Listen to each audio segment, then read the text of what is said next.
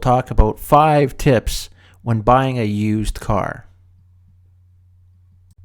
Okay, ladies and gentlemen, let's jump into our show.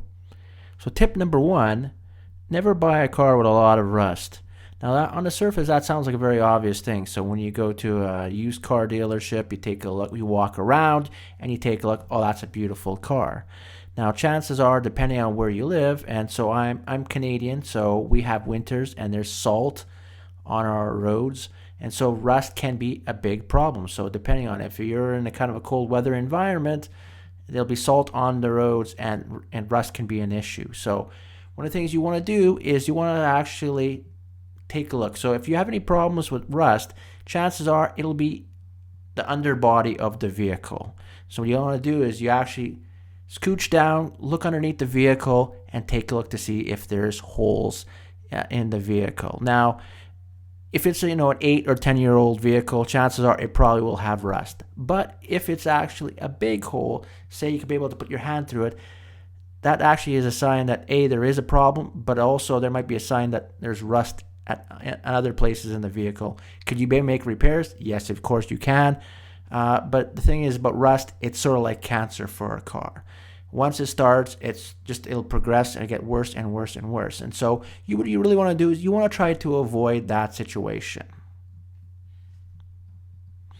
Now, number 2, never buy a car with oil that's actually milky color. And what I mean by that is that you could pop open the hood of the vehicle and take the dipstick and take a look. Now, a good color for oil is actually golden color, or if it's actually kind of dirty and it needs to be changed, black.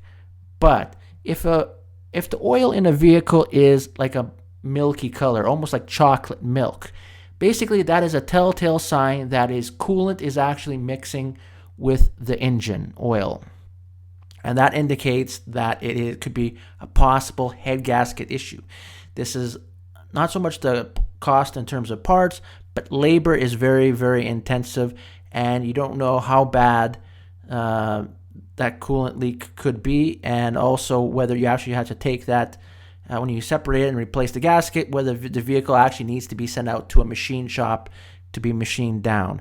So just save yourself some time and money. And if you see something like that, that's a very quick telltale sign, chocolate milk, that's not for me.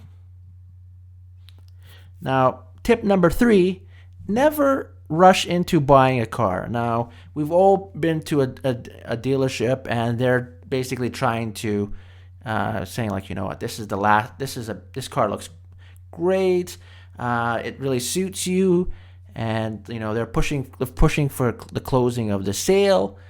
Whether it's actually a new car or a used car, it doesn't matter. And they'll always come up with this is the last one, in the inventory. This is the best price you'll get.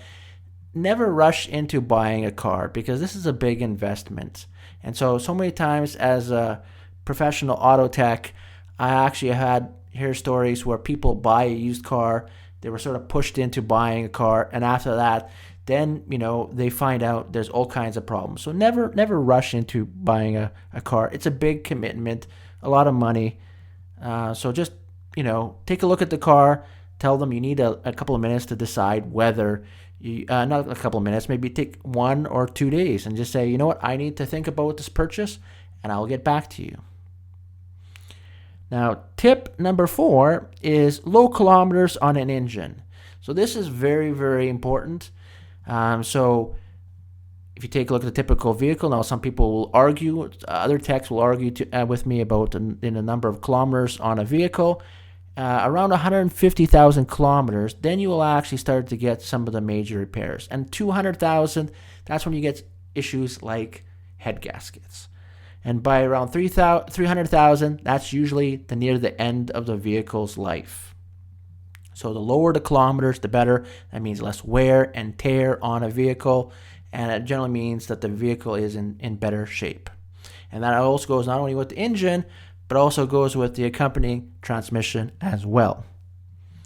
Now, the last tip I'm actually going to talk about is asking the owner for what kind of previous repairs they've actually done to the vehicle. Now, this is very kind of counterintuitive because when you hear somebody sell a car, what they'll say to you is, she's been a beauty. I've driven this for many, many years. I've never had any problems. And of course, some people will tell the truth, and that's great, but other people won't. And so they might be hiding certain problems. And so what you want to do is you want to ask the questions. You want to see kind of receipts of previous repairs. So by that, you take a look. Are they doing their oil changes? Did they change the brakes? Are they doing basic maintenance? And so the thing is that if they're not doing basic maintenance, guess what? That means the next owner, that means you will have to do the basic maintenance that they didn't do. So it's always funny to me that as a technician, I take a look, and you take a look when people are buying a house, and what the first thing they'll do is they'll repair, before they sell a house, they'll change the hot water tank, or they'll do the roof, or all that kind of stuff to be able to make the house ready to be sold.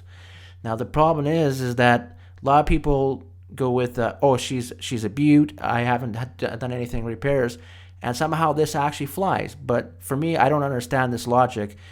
If a car is well maintained, that is a sign that you want to buy this car.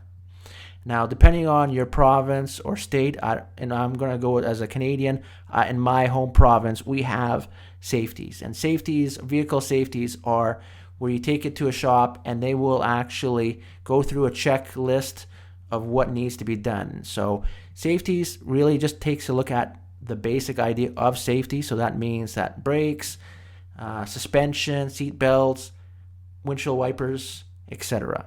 It does not, safeties, there's a kind of a big misconception that safeties actually includes kind of the health and well-being of the engine and transmission, and this is just not the case. This could be another separate episode. So if you like the content, what you're hearing right now, please give me a like, subscribe, and leave a comment down below. Thank you very much. Have a great day, and see you in the next one.